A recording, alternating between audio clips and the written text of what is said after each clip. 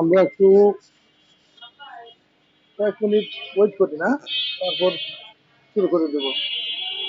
জি sir, সেটাই ভালো হয়। আর স্যার, যদি কোনো এমন কথাবার্তা থাকে আমাদের, আমরা সেগুলো বলতে পারি।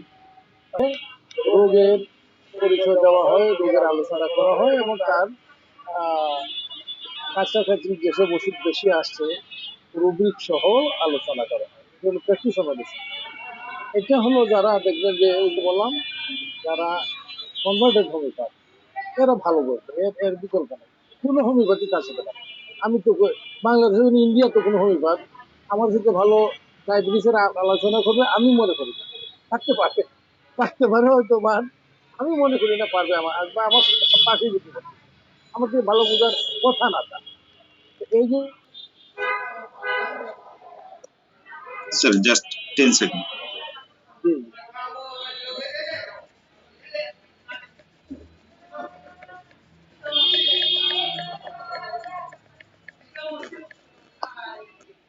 আসসালামু আলাইকুম ওয়া রাহমাতুল্লাহি ওয়া বারাকাতুহু।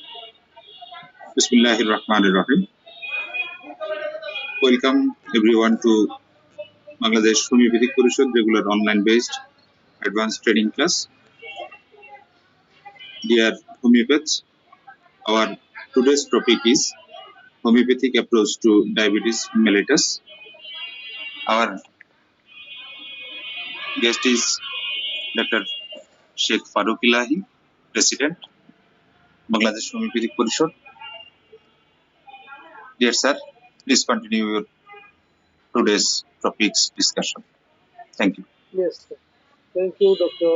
Anwar Patwari. We are sitting in front of me, consisting of homeopathy students, practitioners, and I believe some teachers as well. Assalamu alaikum wa rahmatullah. Good evening, Adab. Let us start our topics today. Diabetes mellitus homeopathic approach. It is a very important subject and it is very much prevalent all over the world among populations, both poor and rich. And when we practice homeopathy, many patients come to us for treatment of other conditions, but with diabetes as well. So we need to know this subject as much as possible so that we can give better care to our patients. That's why I chose this subject, diabetes mellitus.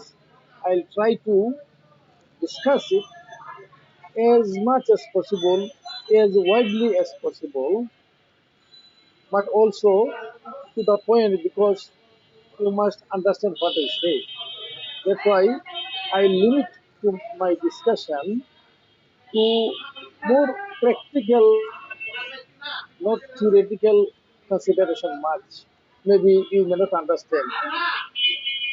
And at the end of my topic, we will discuss the homeopathic view of diabetes mellitus, of the disease condition, and as a homeopathic chronic disease, how to tackle it with our homeopathic medicine.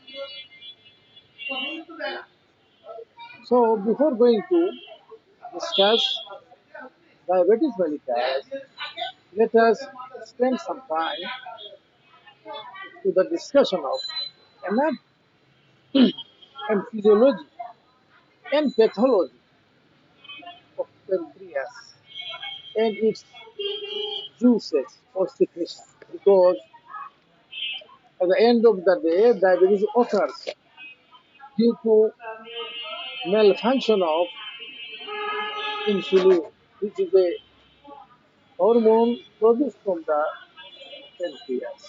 So let us discuss little bit about first anatomy, then we will go to physiology. Here you see the picture. This is a big liver, you can see, and it is divided into two lobes. This is left lobe, this is right lobe. And you can see from left lobe because liver secretes bile, liver produces bile, and this bile is collected by the hepatic duct from left lobe of liver by left hepatic duct, this one left hepatic duct, and from right lobe, right hepatic duct. These two ducts come together to join, making common hepatic duct. This common hepatic duct flows down to be joined with gallbladder and its cystic duct. This is gallbladder, which collects the bile secreted by the liver. So this gallbladder contains bile, and this bile is coming through the cystic duct. This cystic duct and common hepatic duct, they join together to form, this is called common bile duct, or we say CBD, common bile duct. This common bile duct, it comes down and down and down to open into duodenum.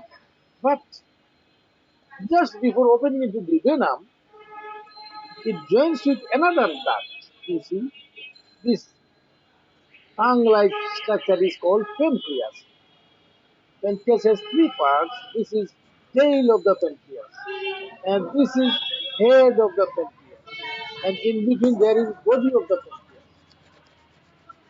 And all pancreas, it secretes some juice or some secretion. So these secretions will be exocrine, we'll say afterward. This exocrine secretion is collected by the, this is called pancreatic duct or MPD, main pancreatic duct. This duct comes to join with the common bile duct, and jointly they opens into the first part of the duodenum, this is duodenum. And then the juice mixes with our food materials and helps in digestion. So this is what I said. This is called exocrine secretion of pancreas. Now we must say pancreas is a mixed gland. It is a double gland. It has exocrine portion and endocrine portion. Exocrine portion is 99%. Endocrine only 1%. This is 1% endocrine. This is called islets of Langerhans. Okay, just see here. This is pancreas. As I said, this is the tail of the pancreas. This is the body of the pancreas. And this is the head of the pancreas.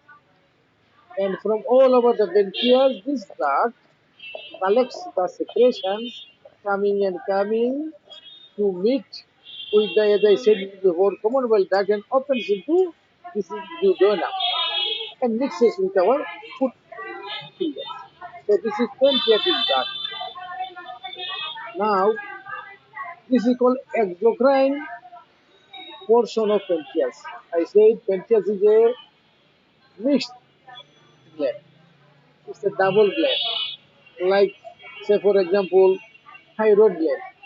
This is one type, only endocrine gland. There is no exocrine. Say parathyroid gland, only endocrine, no exocrine. Pituitary, only endocrine, no exocrine. But pancreas is a special gland. It has both exocrine. Exocrine means it produces some juice which goes to the through a duct and opens into a cavity. This is called ducted gland. This is ducted gland. Exocrine gland is ducted gland or gland with duct. So you see pancreas through the duct, so it is exocrine. And endocrine means the gland without duct. It will secrete its secretion which will directly go to the blood without any duct. That is called ductless gland, endocrine gland. So we find in pancreas there is ducted gland as well as, you see, this is a section, third section of pancreas. And you see, these are the exocrine gland, which produces secretion. and in between there are small islets, like island, and it contains some endocrine cells. So we say pancreas is a mixed gland. It has exocrine gland as well as endocrine gland. Here also you see, these are all exocrine glands. It's round. If you open it, you see there is a duct inside. These are exocrine, and there are spots of endocrine cells. These groups of endocrine cells in the pancreas is called islets of Langerhans. You see it here. Islets mean islet. It's a big arc, and there are a big ocean, and there are some islets. It is something like this.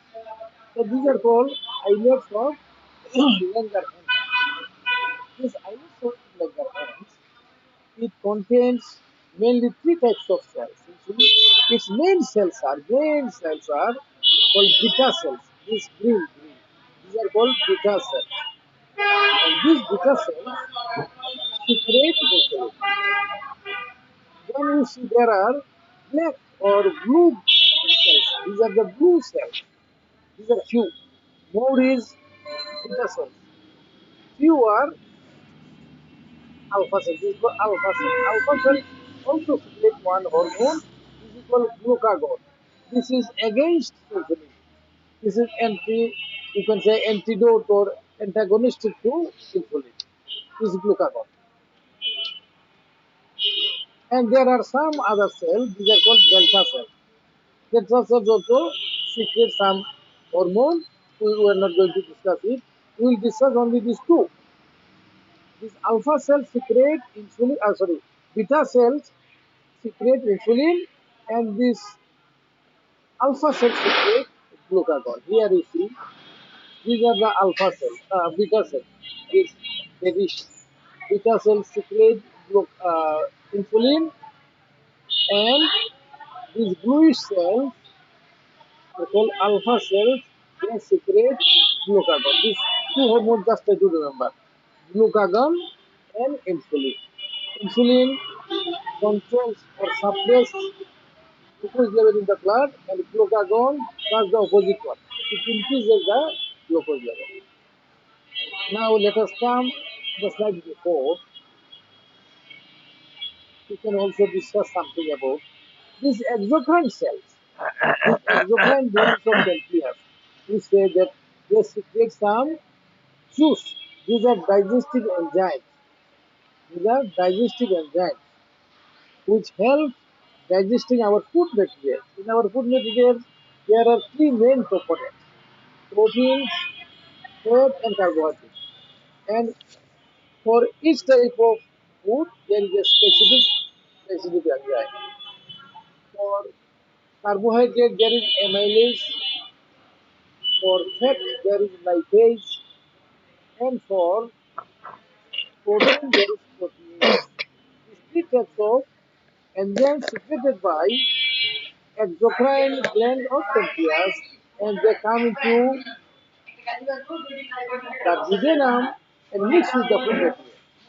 And protease will take up protein, lipase will take up fat, and amylase will digest carbohydrate, and they will break them down to its final product.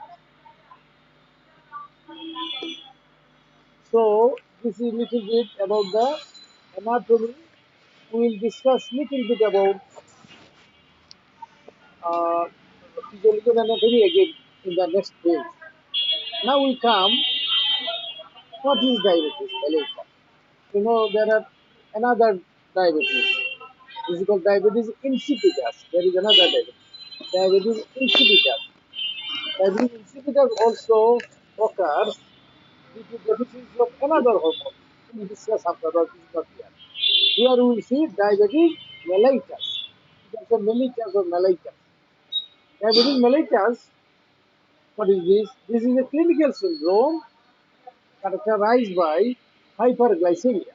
It means diabetes mellitus has hyperglycemia, means increased level of glucose in the blood. A diabetic patient will have high level of glucose in the blood. Why? due to absolute and relative deficiency of insulin. Due to deficiency of insulin. If there is less insulin, the level of glucose will be high in the blood.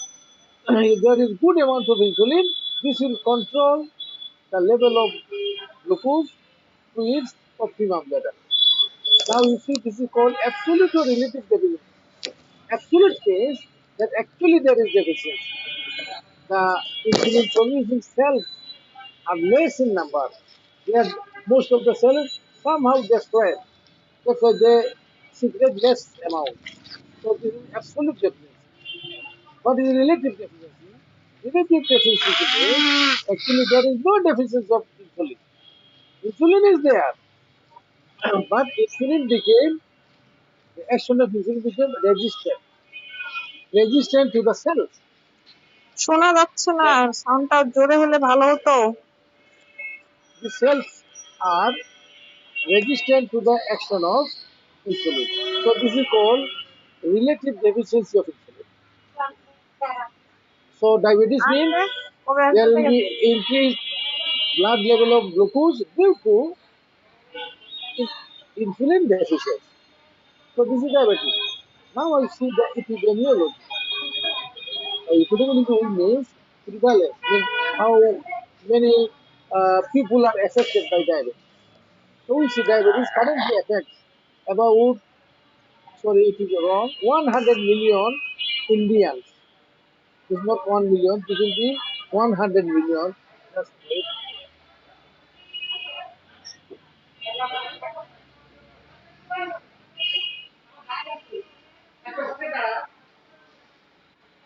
So there are about 100 million of Indians. In India, it is 10 crores. But this is the statistics of some years before. Maybe now it is more. So if you see that there are 100 million of Indians, which is more than 10% of adult population, it means they have, for every 10% one has diabetes. If in a if in a village there are 100%, then 10 will have diabetes. It's a big number. Then among young and middle-aged adults, young persons, the prevalence of diabetes is about 7%. And pre-diabetes, it means this is pre-diabetic condition, that diabetes did not occur, but it is going to occur. These are again 5 and 6%. So ultimately 12%. And according to National Family Health Survey, this is the result. The average age of onset is 42 years. About 40 years, 42 years, one person usually suffers from diabetes. So, because Bangladesh is near India, so this picture will be also prevalent. We can consider in Bangladesh. Now, type 2 diabetes mellitus, we will come afterwards for the type 2 and type 2. Just you know, type 2 diabetes mellitus is getting more. If you consider the number of diabetic patients, type 1, type 2, you find type 2 patients are more. Why? Due to greater longevity, because people are now, they are surviving a longer time. Before, the usual survival time was say 64 years, now 74 years. In Japan, it is about 85 years. So when a guy survives longer and longer, he has more chance of developing type 2 diabetes mellitus. Then obesity. Nowadays people are working less, so they become obese. Then unsatisfactory diet.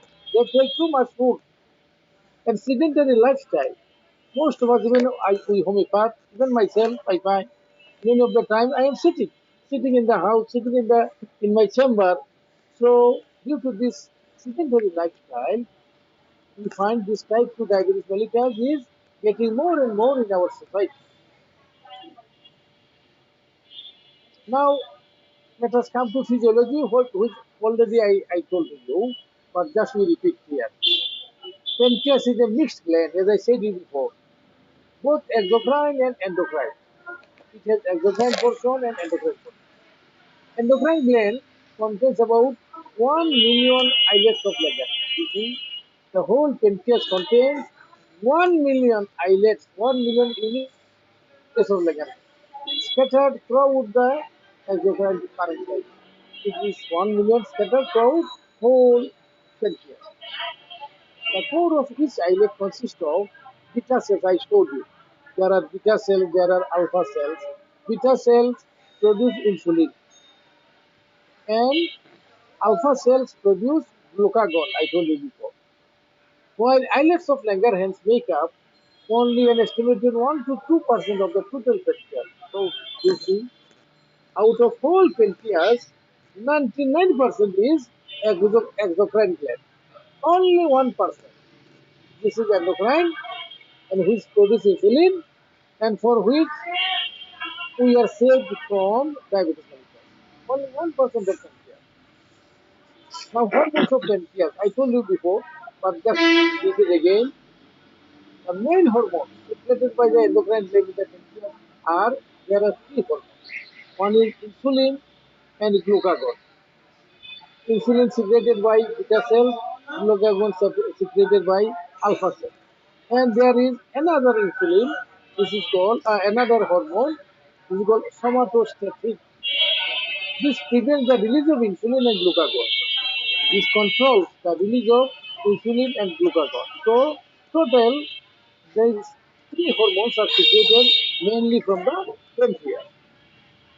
Now, exocrine gland of pancreas, also I told you before, here we are repeating.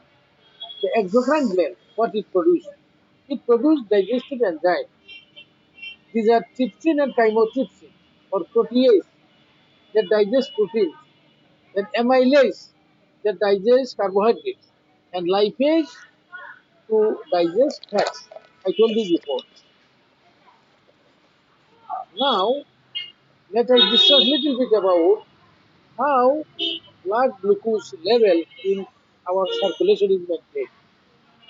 We find in our blood the normal level is say 7 millimole per liter, or you can say maximum is 120 milligram per 100 ml of blood. 120 milligram.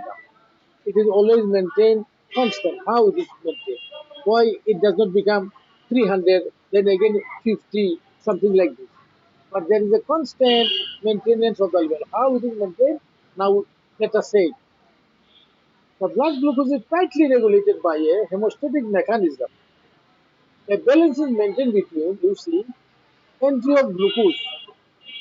The glucose comes into blood from two sources. One is from our food. We are taking food, it is going to our intestine. From intestine, glucose is absorbed into blood and it comes into the blood. So, from our food. And another source is by breakdown of glycogen from liver. Liver has a good store of glycogen. Is the store potential for glucose. Glycogen is breakdown, releasing glucose. So whenever there is less food or we are fasting, there is no glucose from the intestine. Then glucose comes from the liver. So in the blood, there are two sources for glucose. One is from intestine, from our food, and another from liver.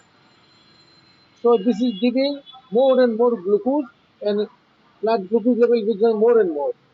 But at the same time, this glucose is uptaken by our peripheral tissues, like our skeletal muscle. As we are working, our muscle needs glucose for, for its heat, for its energy. So these muscle cells takes glucose from the blood. So blood level is reduced there. So intestine is giving glucose to the blood and muscle is taking glucose for its own needs. So this is the way a constant level of blood glucose is maintained in the blood. You are taking food, this is giving more glucose to the blood, then our muscles and other body organs, they take this glucose for their own work. By this way, this maintains supply, so this is supply and use. Supply and use. By this supply and use, this level is maintained. For our milk, when we take food, blood insulin level rises. Why? because after you take food, the glucose level in the blood becomes high by the absorption from intestine. So insulin also needs to go high to control this glucose to its normal level. And what this insulin will do, this insulin will suppress the hepatic glucose production. It will say liver don't produce glucose. It will forbid. And at the same time, it will ask skeletal muscle to take more glucose. It will stimulate skeletal muscle to take more glucose. And it will reduce glucose coming from the liver. So this is the way insulin maintains our blood level of glucose. Now let us see how diabetes occurs. Insulin maintains the blood glucose level. Then why diabetes comes? How it comes? Let us see. Etiology and pathology. You know there are two types of diabetes mellitus. Type 1 and type 2. We will discuss it later on. In both types of diabetes mellitus, environmental factors interact with genetic susceptibility to determine which people develop the Klinger syndrome and the timing of its onset. You see, for a person, if I need to develop diabetes, if God kept in my fate that I will develop diabetes, then what will happen? In my gene, there will be some change which will stimulate my organs to develop diabetes. So this is God gifted. Or you can say, in our homeopathic terminology, this is from miasm. It comes. This dictation in the chromosome that you will have diabetes, but still I may not have diabetes. Though in my chromosome, though in my gene, it is written that I should have diabetes. Why? Because there is another factor. This is called environmental factor. So if I have diabetes in my gene, but I am a hard worker, I always do physical work and I take less food and also I take less fat, something like this. So I take a good way of lifestyle, good way of diet and nutrition. Then though I have genetic susceptibility for diabetes, I will not develop diabetes. Again, say I another person has less genetic susceptibility, less, not much. But he takes more food. He has sedentary lifestyle, he does not make any exercise, then he will develop diabetes, though he has less genetic susceptibility. So there are two factors playing with each other to indicate which people will develop diabetes and which will not. Now, type 1 diabetes mellitus. What is type 1 diabetes mellitus then? Like we were going to discuss, I tell you, some person will lose their islets of Langerhans cells by some disease condition. He'll have some disease, maybe autoimmune disease, maybe some viral disease, and which will destroy the insulin producing cells. And there is a threshold level for insulin producing cells. How many percent of cells should be present to prevent diabetes? So this one is about 70% of the cells. If by some disease a person loses 70% of islets of Langerhans cells, then his production of insulin will be such that it cannot maintain the blood level. Then he will have diabetes. Why this diabetes occurred? Due to deficiency of insulin production by his body. This is called type 1 diabetes. So type 1 diabetes occurs due to destruction of pancreatic cells and leading to less production of insulin, and for which diabetes will occur. This is type 1. Then what is type 2? Type 2 is that this guy has enough insulin producing cells. Then you will ask, then why Why he will develop diabetes mellitus? Because his body develops resistance to the action of insulin. Before, say for example, 1 ml of insulin was enough to maintain, say for example, 500 gram of glucose in the blood. Now, due to resistance, 1 ml of insulin is not enough. It needs 10 ml of insulin to control, say, same amount of glucose. Because his tissue becomes resistant to the action of insulin.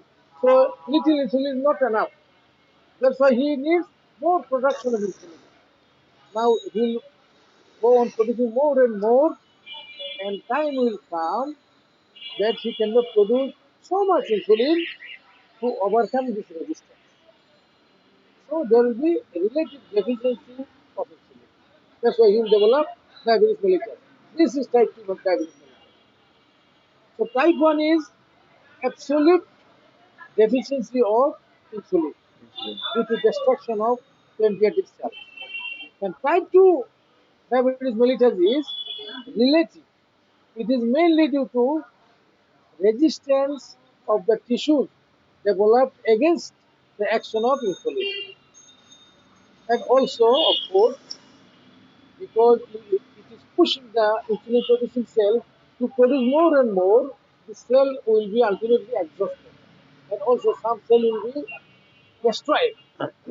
And if this destruction exceeds a level, then this type 2 mellitus again will develop type 1 diabetes.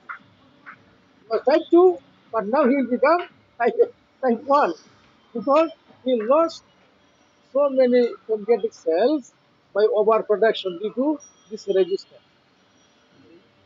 So this is type 1 diabetes, this is type 2 diabetes. This one you must understand to manage our patients because you will find many of the patients coming to us to our homeopathic treatment, most are type 2 diabetes. You find less number of type 1. Okay, so you see he says 20% of type 2 patients will ultimately develop profound insulin deficiency requiring insulin and will convert to type 1. So you find a good portion of type 2.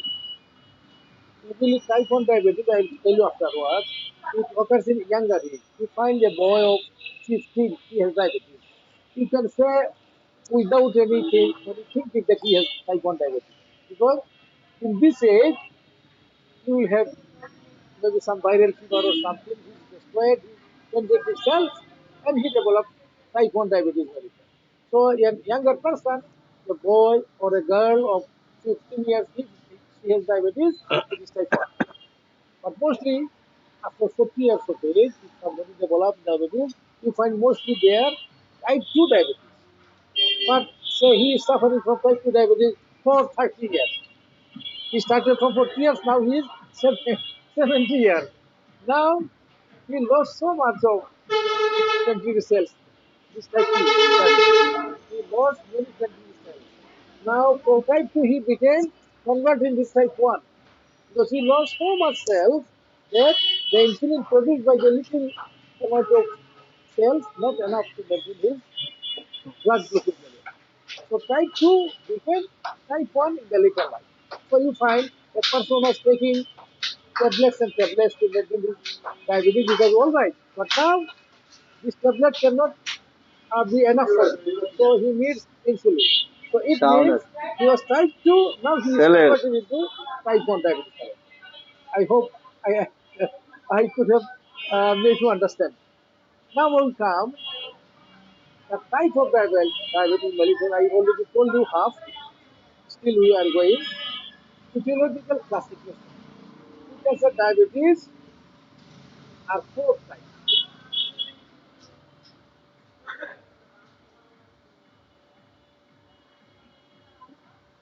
Diabetes are of four types. Type 1 diabetes, type 2 diabetes, then secondary diabetes, then gestational diabetes. What is type 1, what is type 2, I already told you. Now let us come to secondary diabetes. What is secondary diabetes? Secondary diabetes means diabetes developed due to causes other than pancreatic disease. This is this is away from pancreas. By the disease of other organs, diabetes occurs. This is called secondary diabetes. So how it will occur? Say for example, if there is you see pancreatic disease like pancreatitis, pancreatic cancer, pancreatic fibrosis. So pancreas is going to be destroyed by some disease or excess endogenous production of hormone antagonists to insulin. Say you see this is called growth hormone. Growth hormone, say it is produced say from the pituitary. Now if pituitary secretes excessive growth hormone, this will neutralize insulin, action of insulin. So ultimately there will be insulin deficiency because growth hormone is destroying insulin and insulin. So there will be relative deficiency of insulin. So diabetes will occur. So this diabetes not due to insulin deficiency but due to excessive growth hormone produced by the pituitary. So this is secondary diabetes. Again, there is glucocorticoid. This is one hormone produced by adrenal cortex. If there is adrenal gland, adrenal gland, if there is a tumor in the adrenal gland and it is producing more and more glucocorticoid like cortisol, again this one will be antagonistic to insulin. So this will neutralize insulin and make the person diabetic, relatively diabetic. Then also thyroid, if somebody has thyroid tumor, he has thyrotoxicosis, hyperthyroidism. So excess thyroid hormone also neutralizes the action of insulin. So this person has insulin, enough insulin. But due to more thyroid hormones, this insulin action becomes not enough. So he will develop diabetes. So these are all called secondary diabetes. Or some person you see, some person with corticosteroid, corticosteroid. A person having chronic bronchial asthma, chronic rheumatoid arthritis, or some neurotic disease, some eczema. So allopathic doctor will give him more and more steroid and steroid. And if he takes more steroid, then this steroid will again make secondary diabetes. It will neutralize the insulin action and the person will become diabetic. It will take in more and more steroid. So these are all called secondary diabetes. So for the treatment of this diabetes, we have to treat the offending organs, not the pancreas, not giving more and more insulin. So if you can treat and relieve the problem of the offending organs, this diabetes will be alright. Then another is called gestational diabetes. Gestational diabetes. What is gestational diabetes? You see, when a lady becomes pregnant, we know in pregnancy there will be production of placenta. There is a placenta. And this placenta will secrete so much of hormones, placental hormones. And these placental hormones again, like secondary diabetes, it is the action of insulin. So if too much placental hormones are produced, then this pregnant lady will develop diabetes. Why? Because this excessive placental hormone neutralizes her insulin. So she will develop diabetes. And it must be treated. And it must be treated by insulin. Because she is having relative deficiency of insulin. You cannot give her tablet. She will be treated fine. The doctor will give her insulin. And she must be treated well. Why? Because if her diabetes is not treated, it is unchecked. Then she will develop a big baby. Yes, 6 kg baby. He will never come to normal level. And this baby will have so many problems. That's why if a person, if a lady, pregnant lady, develops diabetes during pregnancy, it is due to her pregnancy because the placental hormone secretes antagonistic hormone. So it must be treated by insulin, otherwise her baby will suffer. are the thing I already discussed. I don't want to tell much, but just I will read it. Type 1 diabetes is a slowly progressive T-cell mediated autoimmune disease. Type 1 diabetes is an autoimmune disease. We have some viral fever and it produces some antibody in the body. This antibody again destroying the antigen of the some organs. And this antibody again is produced by the own organs of the person. So it becomes autoimmune. And this antibody will destroy the islets of Langerhans cells. So a person will have type 1 diabetes mellitus maybe at the age of 15 years, but nobody knows. Maybe he has some autoimmune disease in the body and it causes the type 1 diabetes mellitus. And you see how much any autoimmune disease or viral fever or anything, it must destroy 70 to 90% of beta cells. Then only this guy will develop type 1 diabetes mellitus. So it is something like renal failure. We know in renal failure, we have two kidneys. One kidney produces 1 million nephrons. So there are 2 million nephrons. And out of 2 million nephrons, more than 80% nephrons must be destroyed. Then this person will develop renal failure. We know it. A person to develop renal failure, complete renal failure, he needs to be destroyed 80% of his nephrons. So here in type 1 diabetes mellitus, this autoimmune disease or viral antibody must destroy 70 to 90% of beta cells of the islets of Langerhans of the pancreas. Then this person will have diabetes mellitus. So when we see a person is having type 1 diabetes mellitus, we think that 90% of his 90% of his beta cell already destroyed. Okay, then genetic predisposition also we told. There are some genetic factors. One third of the type 1 diabetic mellitus has genetic factor to develop this diabetic mellitus. This is called, I will not going to discuss it more because maybe then you will not understand. HLA halotypes DR3 and DR4 are found associated with this susceptibility. Just you know that there is some problem in his gene. This is genetic problem. And if this one will predispose him to type 1 diabetes mellitus. Then environment factors. So this is genetic predisposition, and from the environment you will have viral infection, mumps, rubella, cytomegalovirus. This viral infection will develop some antibody which will kill islets of Langerhans cells, and also some dietary factors. Bovine serum albumin of cow's milk. That's why many persons they don't give cow's milk to their small baby because cow's milk may have some antibody.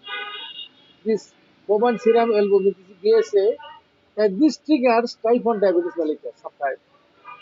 So these are the factors which cause type 1 diabetes mellitus. Just you want to know that in type 1 diabetes mellitus, by some cause, maybe genetic or environmental, that there are 70 to 90% of islets of Langerhans cells become destroyed. So it cannot produce enough insulin. That's why this person will have diabetes mellitus. This is enough.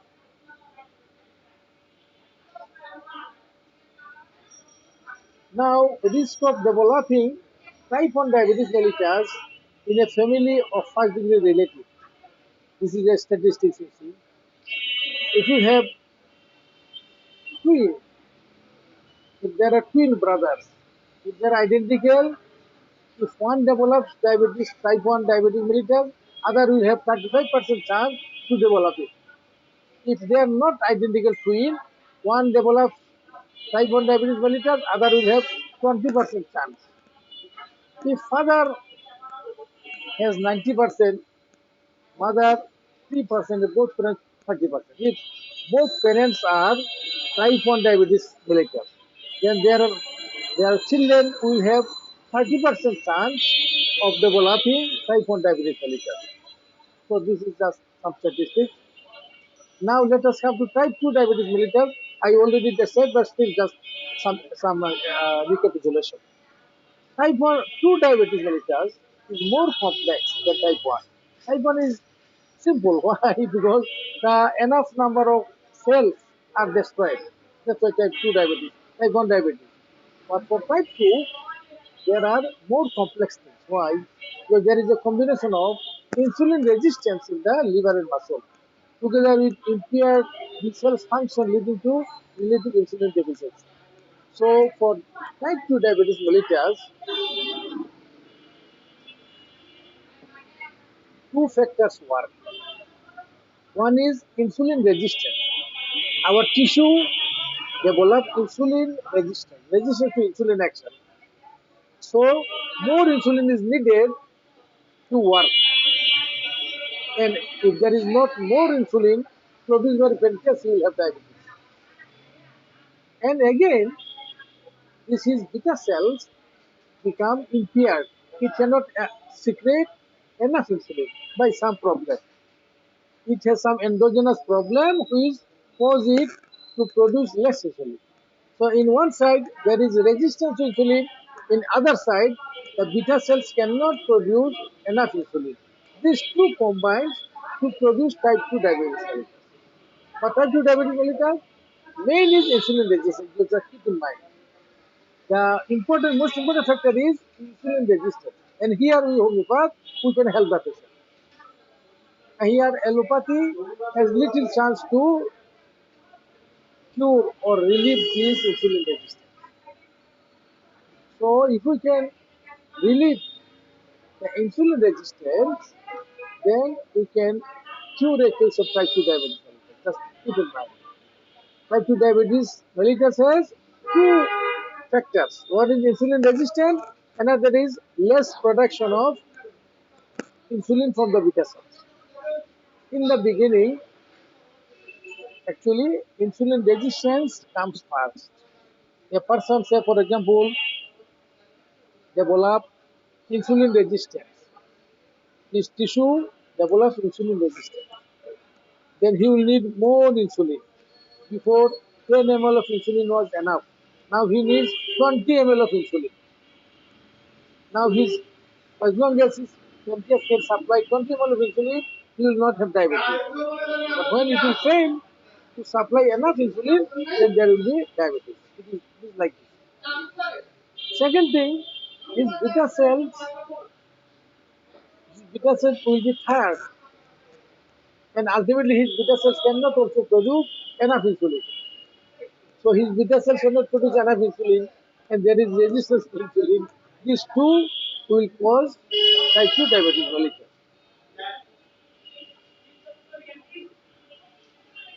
Another thing to know that type 2 diabetes mellitus, a person having type 2 diabetes mellitus has this is called comorbidities, a number of other disease conditions with diabetes. Diabetes does not come alone, it brings other diseases. If you find a person having diabetes 2,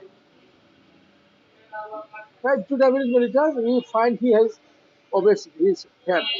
He will have hypertension, blood pressure. He has dyslipidemia, very high cholesterol in the blood, all of which predispose to cardiovascular disease. And these all together will cause cardiovascular disease. It will cause block in the coronary artery. And he will have heart disease. And he will die of heart attack. So type 1 diabetes has less comorbidity. But type 2 diabetes people will have more disease together. What are the disease conditions? Obesity, blood pressure, high cholesterol, high lipid, and more incidence of heart disease. So when a person is having diabetes, we tell him to take great care of diabetes so that he can be free of heart disease, he can be free of this blood pressure and its complications. Now gestational diabetes, I already told you, during pregnancy, insulin sensitivity is reduced to placental hormones. Placenta produce so many hormones which are antagonistic to insulin. That's why the diabetic, the pregnant lady, sometimes they develop diabetes.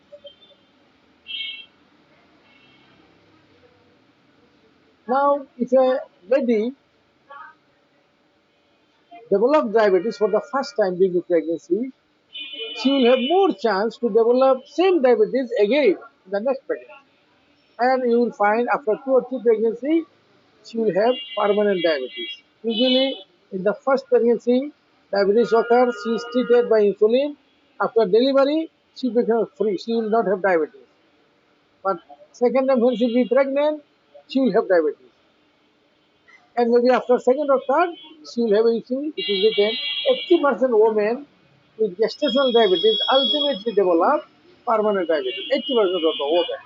So if a woman has gestational diabetes, you must take care after the delivery. You must make a follow-up so that she develops or not diabetes. Now, a good point we will discuss now. These are all the types of diabetes, classification of diabetes, and this and that. Now we are discussing one topic: how diabetes presents. How can you know that a person is having diabetes? How diabetes comes to be diagnosed in a patient?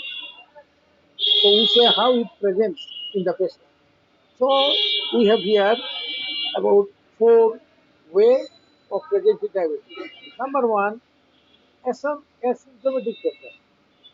A person is having diabetes, but he never knows. How he knows?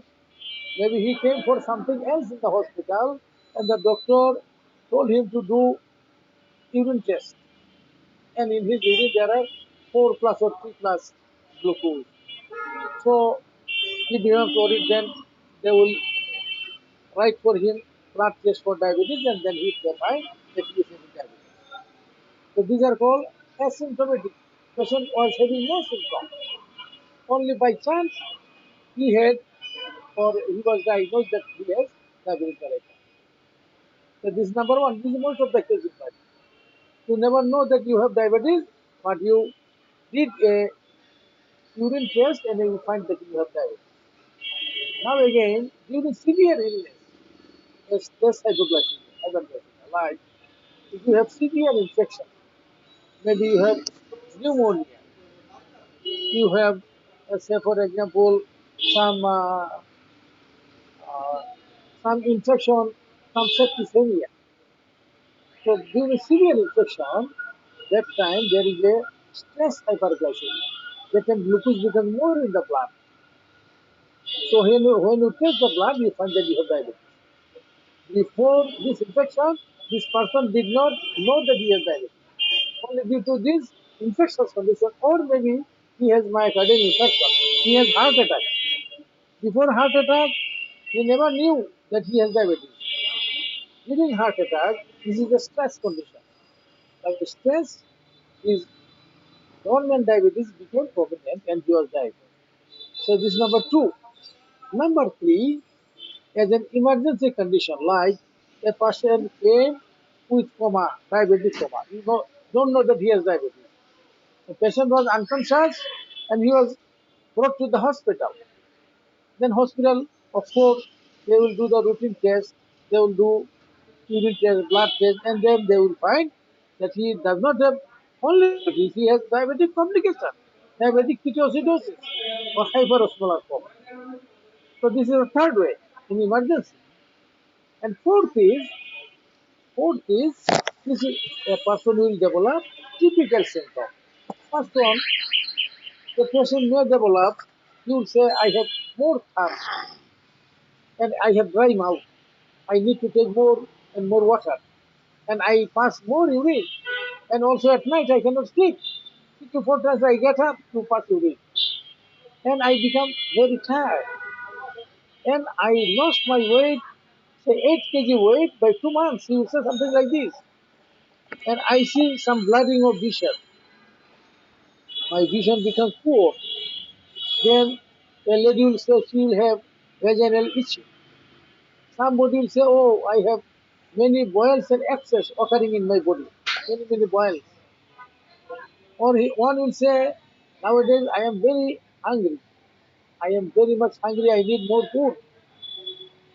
And some person has mood change, irritability.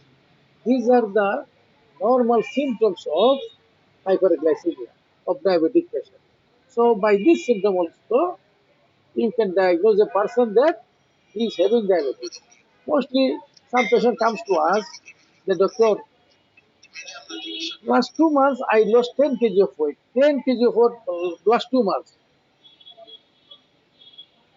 Now, there are 4 causes of sudden weight loss by a patient, by a person.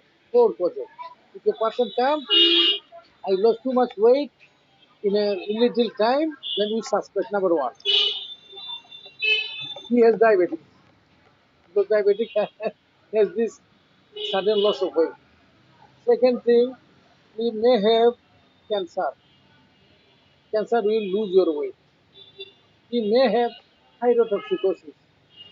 If you have hyperthyroidism, it will take up your weight. You will be losing weight, losing weight, and then some nutritional cause, some nutritional cause. So diabetes is one of the first thing we think that this person lost his weight due to diabetes. So just you send his urine or one fasting blood sugar, and you know that he has diabetes. Or sometimes a person comes, oh doctor, I developed so many boils and abscess in my body. Sometimes in the leg, sometimes here, sometimes there. More and more boils and abscess. This is also one sign of diabetes mellitus. Then a person will say, I feel much tired. I was not feeling tiredness before. Now I have too much tired. And I feel much thirst. And I need to take more water and passing more urine. So these are the signs you can consider, and if you can investigate his urine and blood, you diagnose him as diabetes. So these are the way diabetes presents. Number one is he will be asymptomatic, no symptoms. Second, he came for something else and you diagnose it. Third, in some emergency condition. And fourth is by this typical symptom. So this is the way we say a diabetic patient presents. Now this page we will discuss, then we will finish today. Now how to confirm the diagnosis of diabetes mellitus? I'll tell you today. Because a homeopath is like a GP of allopathic practice. We homeopath, we are like GP. Because we have to deal with all patients, all types of patients. We have no special. We treat psychiatric case, we treat skin case, ENT case, nephrology, cardiology, neurology, everything. So it is like allopathic GP. So you should know to diagnose some cases easily by little tests, not by many tests. Many tests will be suggested by the specialist. But as a GP, we need to know the core test, the most important one to diagnose something. So how you will diagnose a diabetes? Confirm by a single test. You will send the patient for a single test and you will diagnose him as diabetes. So if I say, before going here, before going to this page, I tell you, the person comes with such symptoms as I told you, like this. He has more thirst, taking more water, he is having more urine and tired, he has lost weight, and he has many boils, perhaps something like this. You send him for a single, it is called RBS, random blood sugar. That's only. Right, random blood sugar. And send random blood sugar anytime. He will go now and make the test and come back to me. Now you will find his blood sugar is more than 11. Enough. You can diagnose with confirmation that he has diabetes by a single test. By one RBS. If it is more than 11 millimole or say 199 milligrams, so 200 milligram per dl. This is a single test, you can diagnose it. Right? But we should know the details because diabetes, we cannot dispose this case like anything. We must know in details how to go for uh, investigation step by step. So we say when diabetes is suspected, but diabetes can be confirmed by a random blood sugar, just I told you. By a random blood sugar means RBS, which should be more than 11. Then it is confirmed. Now, if the RBS is elevated but not diagnosed, you find that the lowest level is 7. Now you find it is 9, not 11. Then what do you say? Lowest is 9, but he has 9. So you will have to, you cannot tell him that he has diabetes.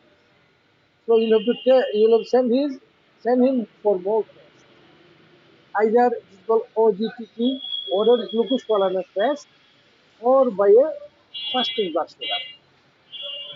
If it is more than 11, okay, finish. He has diabetes. It is less than 11, more than 7, in this range. Then he needs one test more. You send him for a FBS, fasting blood sugar, or oral glucose tolerance test. Then this will confirm that he has diabetes or not. Now we come here, diagnostic criteria recommended by WHO. The WHO recommended this thing. So this is very important if you can know. Patient complains of symptoms suggesting diabetes. Any patient comes complaining of symptoms, as I said, you may suspect diabetes. Then what you will do? You send him for testing urine for glucose and ketone. Urine for glucose and ketone body. Then measure RBS or FBS. You may write RBS, you may write FBS.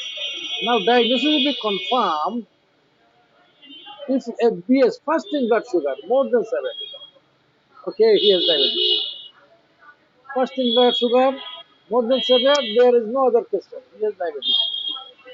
RBS, more than 11, he has diabetes. So, this is very simple. Or, for more elaborate tests, you can send him for, this is called OGTT, oral glucose tolerance test. What is this? First I tell you, then I show. You must follow this thing or this test, OGTT. Unrestricted carbohydrate diet for 3 days before rest. He will take his usual food. He takes sweet, okay, take sweet. He takes pulao, biryani, okay, take pulao, biryani. Unrestricted for 3 days.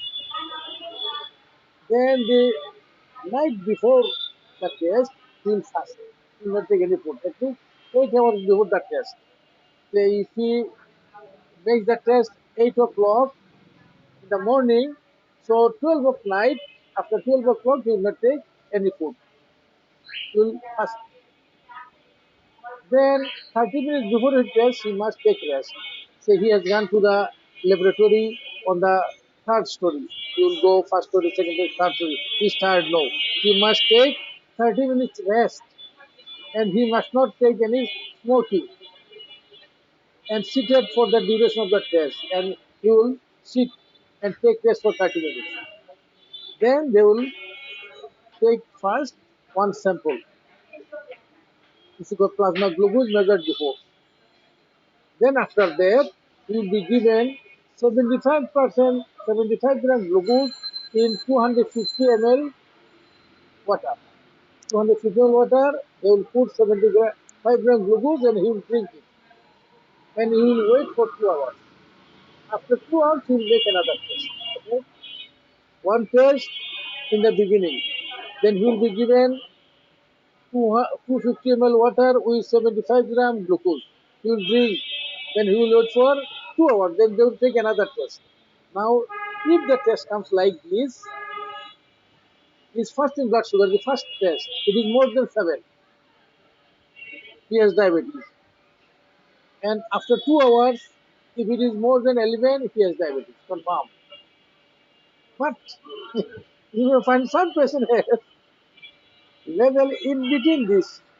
If he has, then not 7, he has 8, what you will tell him?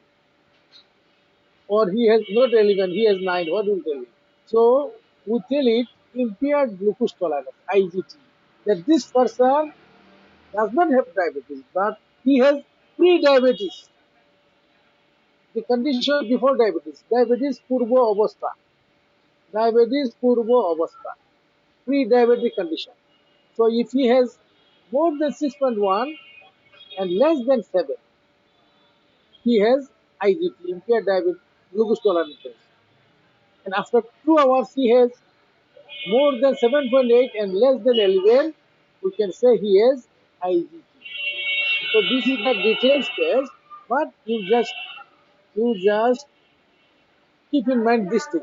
If fasting blood sugar more than 7 and after 2 hours more than 11 or random blood sugar more than 11, confirm this guy has diabetes mellitus.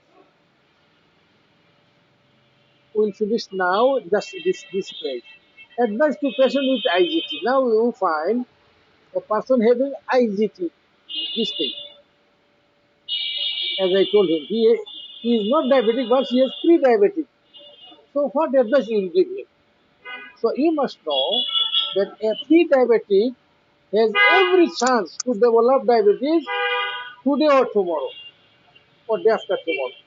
So you must give him enough advice so that he takes care so that he does not develop diabetes.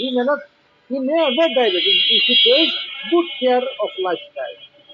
So what you will do, this person have an increased risk of progression to type 2 diabetes mellitus and increased risk of macrovascular disease. So there is evidence that lifestyle advice recommended for patients with type 2 diabetes mellitus will reduce the risk of progression in IGT. So you will give IGT patient same advice which you give for type 2 diabetes mellitus. What we will give? We tell him about his diet, we tell him about his exercise, we tell him about his smoking and his other life activities. We try to control it for diabetes, type 2 diabetes mellitus. Same advice we will give for IGT patient. Then, then maybe he will be he may avoid to develop diabetes in the afterwards. So I think we just let me see. Yeah, this page also let us see. Let us finish. The clinical features of diabetes, the normal clinical features on diabetic patient. I told you before. Thirst with dry mouth. You will have dry mouth. You will have polyuria, frequency of urine. Every 1 hour, every half an hour, he goes to urine. Nocturia, night urine. You will wake up 3-4 times to pass urine at night. He has tiredness, fatigue, recent weight loss. You will say that I lost 8 to 10 kg by 2 months. Blooding of viscera, pruritus valvi, itching in the vagina. Hyperphagia means excessive appetite, excessive hunger. Then predilection for sweet food. He started eating sweet food more and more. Then he has mood change, irritability. These are the clinical features of diabetes.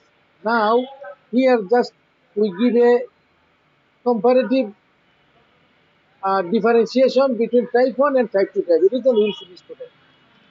So, typical age of onset. Type 1 diabetes usually before 40 years. You find 20 years, 25 years, 15 years, girl or boys having diabetes. This is type 1 diabetes. Type 2 usually occurs after 50 years. 50 years, 60 years. If I develop diabetes, sure, this will be type 2 diabetes. Then duration of symptom. You will find many months or years. Maybe he will have 5 or 6 years diabetes, but he does not know. So this is for type 2. But type 1, it will develop suddenly. It will not give you much time. It suddenly develop only weeks. Then body weight. In type 1, it will be normal or low. But in type 2, usually they are okay. They are fat. Ketonuria will discuss afterward. Ketonuria in type 1, it will develop. But in type 2, no. Rapid death without treatment with insulin is type 1. Type 1 will die very fast if you don't give him insulin or if you fail to give him insulin. He will die. But type 2 will not die. He will live with some problem without insulin. Autoantibodies. Antibodies is more in type 1. In type 2, there is no antibody. It is not caused by any viral fever or antibody. Then diabetic complication of diagnosis. When the patient comes, you will find 25% patient develops complication. You will have renal problem, you will have heart problem, you will have stroke for type 2. But usually type 1, there is no complication because it does not have time to develop complication because it lives only by weeks. So he comes. You don't find complication when he comes first in case of type 1. But in type 2, there you find the patient came and you investigate his kidney, you find his creatinine in his mouth. You investigate his heart, you find that he has whole myocardial infarction for type 2. Then family history of diabetes. For type 2, you find it is very common. The person having type 2, he will say that my father had diabetes, my grandfather or mother all had diabetes. But usually in type 2, it is uncommon. Why? Because this is developed due to, as I said, by autoimmune disease, by viral fever. So it is not easily familiar. Other autoimmune disease also common in type 1, but in type 2 this is uncommon. I think we will finish it today. Next day we will discuss about acute emergencies and so many other things from next day. So today what we will discuss, just I give a small, we discuss about anatomy and physiology of pancreas.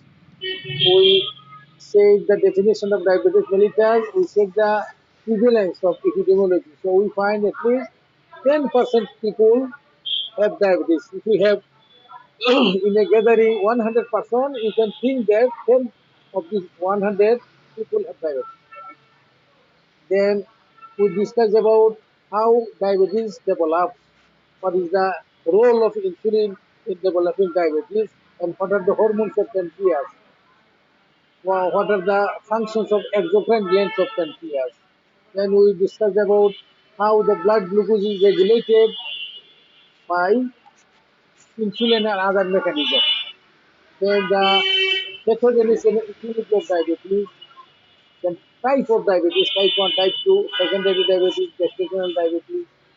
Then we discuss about type 1 diabetes, type 2 diabetes, also gestational diabetes, and we discuss how a diabetic patient usually presents when he becomes a patient, how he presents. So there are 4 ways of presentation. Then we discuss how to diagnose a diabetes case, what are the tests. Then we discuss about advice to patient, and we discuss clinical features of diabetes and how can you differentiate between type 1 diabetes mellitus and type 2 diabetes mellitus.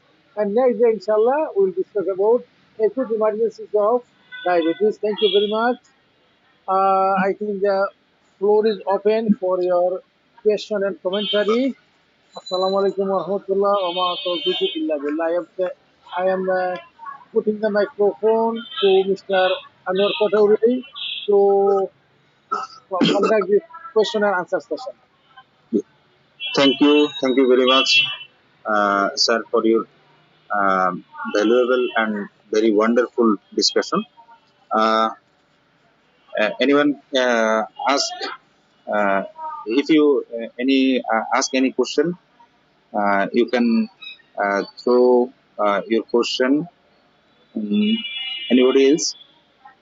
Or commentary, then you can make some commentary how to improve this lecture. We will take your suggestion because you see, this is a new way of presentation in English because in our country usually nobody discuss homeopathic subject in English. We started it so that our our homeopaths become conversant with discussion of homeopathy in English, to listen, to talk, to write, and even to present. So this is new. That's why we don't expect that too much people will be in our class. But I hope those who are available here, they will benefit themselves. So you can discuss in Bengali, no problem. I give you this. I give you this privilege that if you cannot make a comment or if you cannot make a question in English, just talk in Bengali.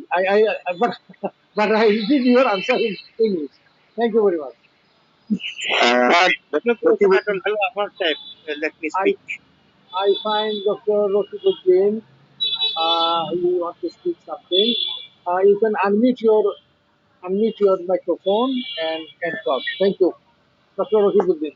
Yes. I just I No, I there is nothing to please ask, but lecturing please is give your please give your credential, your name, and what you do. Then you talk. that is not necessary. I am the listener to this meeting. What I do, everything is over now. If you want to see, you can see because you know everything about me. Doesn't matter. I want to say what actually the lecture is very much excellent. Doesn't matter whether you have delivered the lecture in English. It is there because in Bengali it is very much tough to speak regarding the allopathic as well as the diabetes mellitus or other things. Lecture is excellent. I think will be very much beneficial by such type of lecture in homeopathy because we are not actually much listener to the class with these sorts of knowledges. Thank you very much. And before that, Welcome. when you are supposed to speak in the next week, probably, please let us know. Thank you. Actually, I told you before, our class will be first. We'll deliver the lecture in English, and after we finish our English lecture, next we'll talk the same topic in Bengali. So who will be present in the English class, and if you find that something you did not understand well, so when you will be present in our Bengali class, sure you will understand it double. That's right. Thank you. Okay. Thank you. Thank you. Anybody else? Sir, Yes, Dr. Midul sir, Santite. Welcome. you have said after meal blood insulin level rises, but some cases we've seen blood insulin decreases after meal. What is the causes behind it Blood insulin decreases after meal. after meal? Usually you see because there is a auto regulation of glucose in the blood. I told you there is a mechanism. Giving insulin does two action. It it forbids liver to send more glucose. Also, it discourages the intestine to send more glucose. At the same time, it asks the muscles to take up more glucose for its action. That is the way it controls the blood group. That's why we need insulin more and more that time. But after there is less insulin, I don't know it. I can give you the answer maybe in the next class. But if you know, you can discuss also. If you know the answer, you can discuss. Otherwise, in the next class, I'll give the answer. If I participate, Okay? actually, Dr. Midul asked you, it is probably very much rare, not it is very much common to everyone. Yeah, yeah. It might be very much rare case. Generally, after having food, the sugar generally increases. But the No. disease Where condition, from you got that question, Dr. Midul? You can discuss, no problem. This is a discussion. Where from? Who said in this question? Sir, Or where from you got it?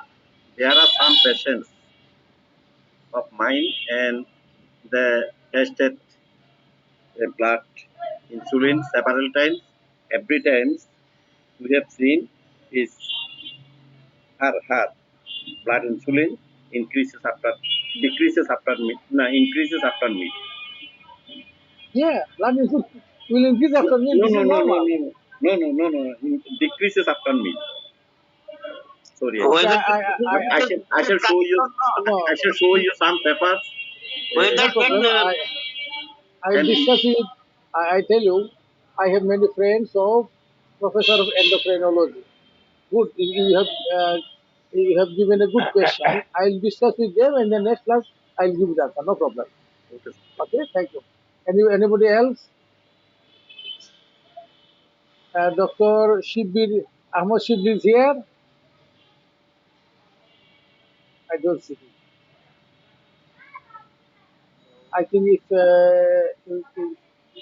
nobody, we can finish up. It is 11 o'clock.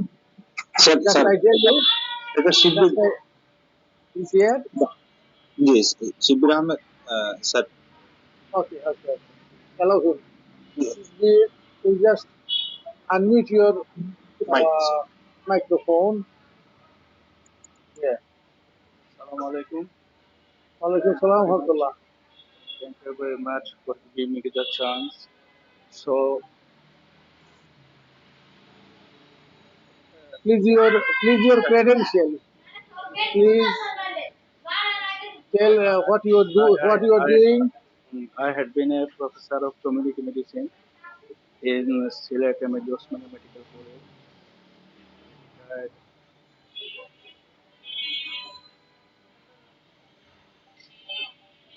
Are you doing homeopathic practice then? So, Professor Sibli. hello. Hello, yeah. So, you can see I am a novice in homeopathy, doing bits of homeopathic practice. Well, to some of my relatives, friends, anyway, I am enriching myself, studying more and more, and You are getting welcome. more and more fascinated with homeopathy. That's one thing. So the very question being asked, so just before, so it's yes, it happens sometimes.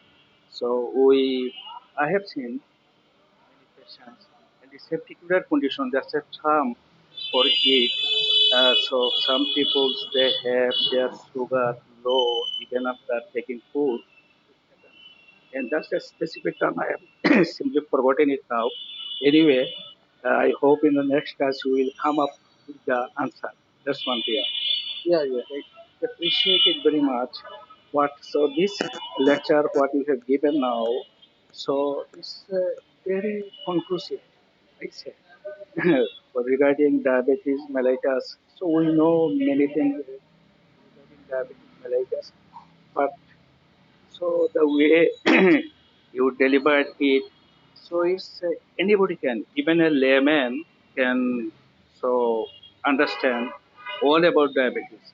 So thank you very much for making a complex disease very easy. A very complex disease very easy. So it's a quality of you. Every time you do it, difficult things, you make it easy for the listeners. So thank you again, Thank you, and sir. I Thank will you. love to listen the next lecture. Just so I will be waiting for it, hungry for it. The other thing that you have Thank you, sir. started, Thank you. that you have started is delivering your lectures in English. It's wonderful. It's wonderful. And your English, what I say, is very easy, very simple, very much understandable.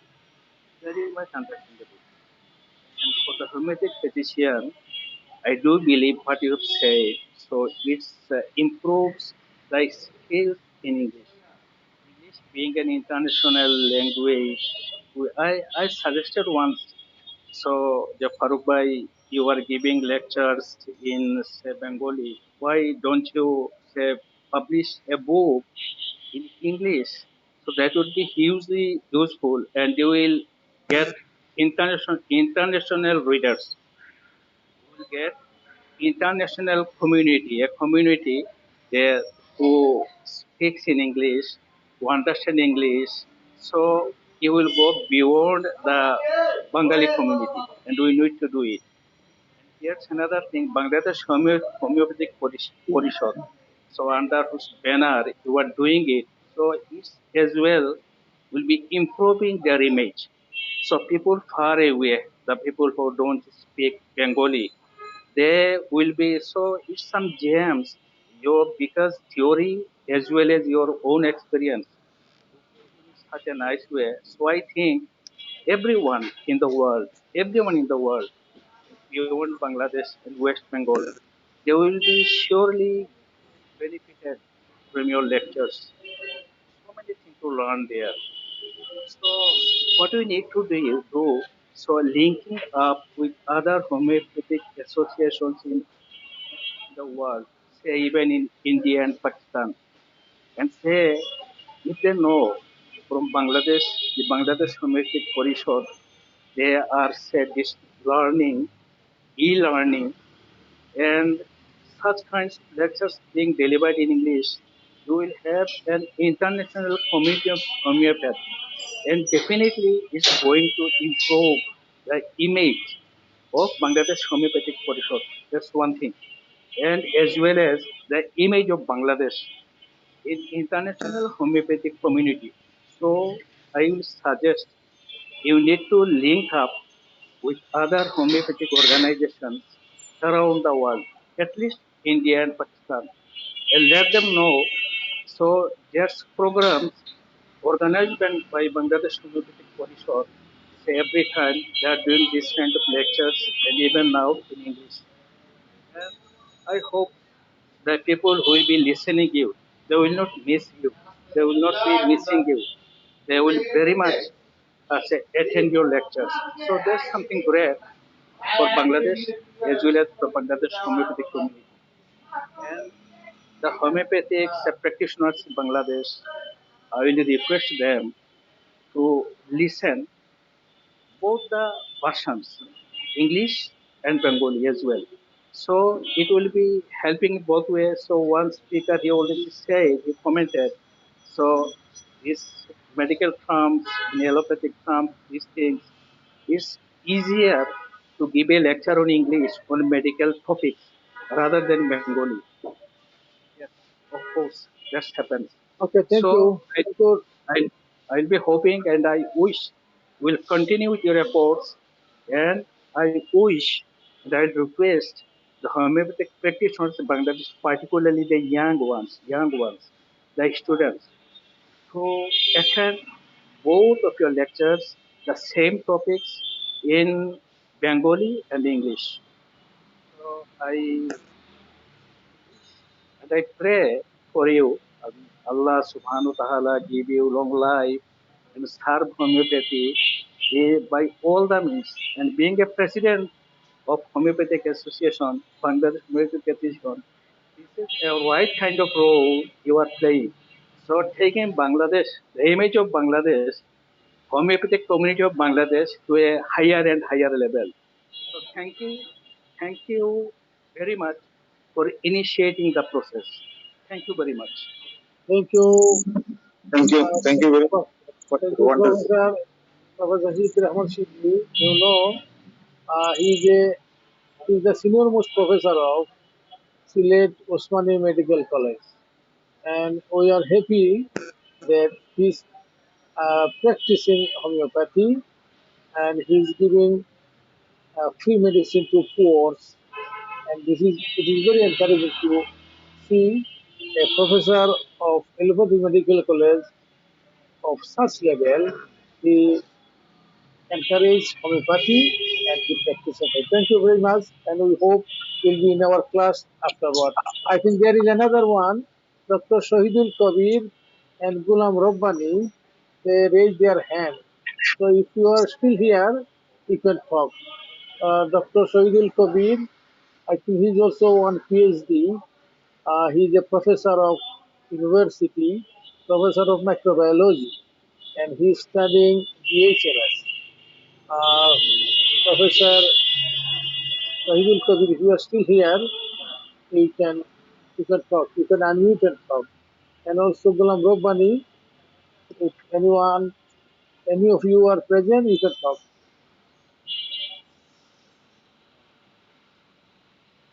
Foizullah, unmute and talk.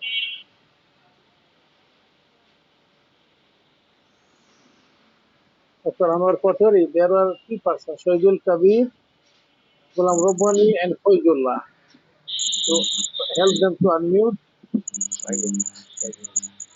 So you can see. Faruque Elahee, sir. Yes. Can I ask? I am very much interested to know about Dr. Shibli. In which Yeah, subject is interested allopathic line? Number one, and number two, why he is so much interested in homeopathy at the end of his life? If Dr. Shibli can tell, I will be very much pleased on him. I think if Dr. Shibir, I can give the answer for you. Because Dr. Shibir is professor of community medicine of Siret Medical College. And what I know, his father was a very literate person, MA, B.Ed. He was a headmaster of a high school, and he was a very good homeopath, learned homeopath. And while he was a student, his father encouraged him to uh, to learn homeopathy. But that time he did not uh, follow the advice of his father. But after his father died, then he was too much shocked, and he took the advice of his father and he started uh, studying homeopathy very, very seriously. Not now. So it is about 20 years before. He is not new. And he started practicing. He has two big hospitals in Sylhet, two big allopathic private hospital. He is the owner. So he practices for the poor and by homeopathy. So this is very good for us. That Very interesting. Thank you. sure. Okay. Okay. If anybody, we can talk or we can take off. Dr. Faruqi, I want to ask you one question if you kindly allow me. Yes. For diabetes, you told that is 4 to 5 times the patient goes for urination. In case of prostatic enlargement, also the people goes. What is the difference in between these two conditions? Yeah. For diabetes, it's easy because I told you all the clinical features of diabetes. If a person goes 4 or 5 times to urinate at night, and if he is diabetic, you will have uh, thirst, dryness of mouth, and he will have no problem in the flow of diabetes. But if a person having prostatic enlargement and going 4 to 5 times at night to urinate, he will have a restricted flow of urine. He'll complain that he cannot pass urine very easily. It is drop by drop or it is headed. And again, he will not have other symptoms of diabetes. He will not have any thirst. He will not have more to drink. He will not have hyperphagia like this. So you can differentiate by the flow of urine. Diabetic patient will have no problem in the flow of urine. Prostatic patient has, retardation in the flow of urine. So this is it. Nice, Thank you. nice. Thank you. So now Anwar, what is reason? I think we can finish. Uh, yeah. If there are no further questions, we can end here today. Thank you very much, everybody. Thank you. Okay, Assalamu assalamu alaikum. Assalamu alaikum.